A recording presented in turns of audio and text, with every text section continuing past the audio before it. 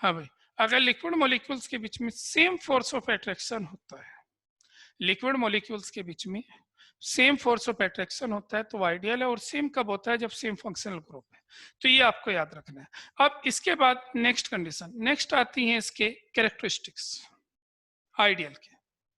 देखो फिर कह रहा हूं एग्जाम्पल पे स्पेशली ध्यान देना। इसके एग्जाम्पल क्या है आइडियल के? आइडियल के एग्जाम्पल है, अगर same functional group containing compound को मिक्स करते हो, लिक्विड को मिक्स करते हो, तो वो आइडियल होता है। ये ध्यान रखना।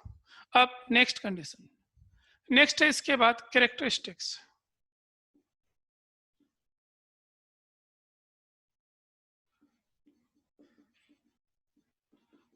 कैरेक्टरिस्टिक्स क्या है आइडियल सॉल्यूशन?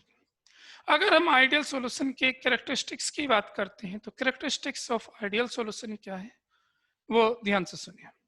सबसे पहली condition, it obey Raoult's law, obeys Raoult's law.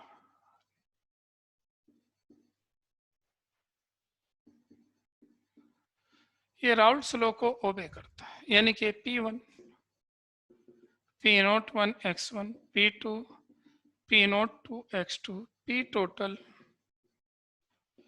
P01 x1 plus P02 x2। ये कंडीशन है। Second, delta V mixing is equal to 0। इसका मतलब क्या है? Delta V mixing is equal to 0, it means no change in volume, no change in volume. Volume में कोई change नहीं होता, no change in volume. Volume same रहता है, ये आपको याद रखना है। No change in volume, volume में कोई चेंज नहीं होगा, ये आपको याद रखना है। तो वॉल्यूम चेंज नहीं होते, ये हमें ध्यान रखना है। तो क्या बताया? ओबे राउल्ट्स लॉ। और दूसरी डेल्टा V मिक्सिंग 0, इसका नो चेंज इन वॉल्यूम। अब कंडीशन आती है, कैसे आएगी प्रॉब्लम? एक लिक्विड है A, इसके हमने 10 ml लिए, एक लिक्विड है B, इसके 10 ml लिए, दोनों को मिक्स किया, सॉल्यूशन बना और वो सॉल्यूशन 20 ml है। आपसे पूछा जाएगा बताइए ये कौन सा सॉल्यूशन? तो आपको बताना है। ये देखिए बिफोर मिक्सिंग वॉल्यूम कितना था, सम करो तो 20, और आफ्टर मिक्सिंग 20, तो there will be no change. तो डेल्टा V कितना आएगा भैया? Delta V mixing is equal to आता है 0, यानी कि वॉल्यूम में कोई चेंज नहीं होता। अब क्योंकि डेल्टा V मिक्सिंग में कोई चेंज नहीं है, इसका मतलब ये कैसा आइडियल सॉल्यूशन। अब एक प्रॉब्लम आती है, आप कहोगे वॉल्यूम चेंज कैसे हो जाता है, जब 10 ml लेंगे तो 20 ही मिलेगा। नहीं, वॉल्यूम चेंज हो सकता है अगर इंटरमोलिकुलर फोर्स चेंज हो जाए। कैसे? मैं एक एग्जांपल से समझाऊं, सुनिए जरा। आपको पता है लिक्विड मॉलिक्यूल्स क्या करते हैं? स्पेस ऑक्युपाई करते हैं। अब वो कितना स्पेस ऑक्युपाई करते हैं उसको उसका वॉल्यूम कहते हैं। अब कंडीशन है, हमने पढ़ा है कि सॉलिड स्टेट में मॉलिक्यूल्स ज्यादा पास होते हैं, लिक्विड में थोड़ा दूर होते हैं, गैस में बहुत ज्यादा दूर होते हैं। ये कॉन्सेप्ट हमने पढ़ा है। तो अब कंडीशन है, क्योंकि लिक्विड में पहले से ही कुछ स्पेस होता है मॉलिक्यूल्स के बीच में, अगर उन लिक्विड मॉलिक्यूल्स के बीच में स्ट्रॉन्ग बॉन्ड आ जाए, यानी कि दो लिक्विड को हमने मिक्स किया और मिक्स करने पर उनमें स्ट्रॉन्ग बॉन्ड बन जाए, तो वे क्या करेंगे? वे एक दूसरे को अट्रैक्ट करेंगे, और जब वे एक दूसरे को अट्रैक्ट करेंगे तो वॉल्यूम घट जाएगा। अब दूसरी कंडीशन, अगर मान लीजिए दो लिक्विड को मिक्स करने पर उनमें क्या आ जाए? वीक फोर्स हो जाए। वीक फोर्स हो जाए तो वे दूर हो जाएंगे, डिस्टेंस और बढ़ जाएगी, डिस्टेंस बढ़ जाएगी तो वे ज्यादा स्पेस ऑक्युपाई करने लगेंगे, इसका मतलब वॉल्यूम बढ़ जाएगा।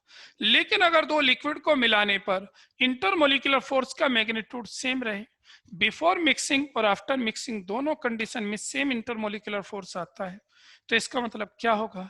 इसका मतलब ये होगा ना लिक्विड मॉलिक्यूल एक दूसरे के पास आ रहे ना दूर जा रहे। इसका मतलब जितनी डिस्टेंस पर वे प्योर स्टेट में थे उतनी ही डिस्टेंस पर वे सॉल्यूशन में होंगे, यानी कि मिक्सर में होंगे।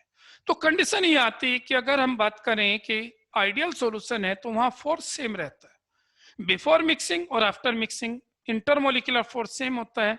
अब क्योंकि बिफोर मिक्सिंग और after mixing intermolecular force intermolecular force same होता है, तो इसका मतलब मोलिक्यूल्स के बीच के डिस्टेंस भी सेम होती है, मोलिक्यूल्स के बीच के डिस्टेंस भी सेम होती है। अब मोलिक्यूल्स के बीच के डिस्टेंस सेम है, तो इसका मतलब क्या होगा, वो सेम स्पेस ऑक्युपाई करेंगे। ये आप अब जब सेम स्पेस ऑक्युपाई करेंगे तो इसका मतलब वॉल्यूम में कोई चेंज नहीं होगा।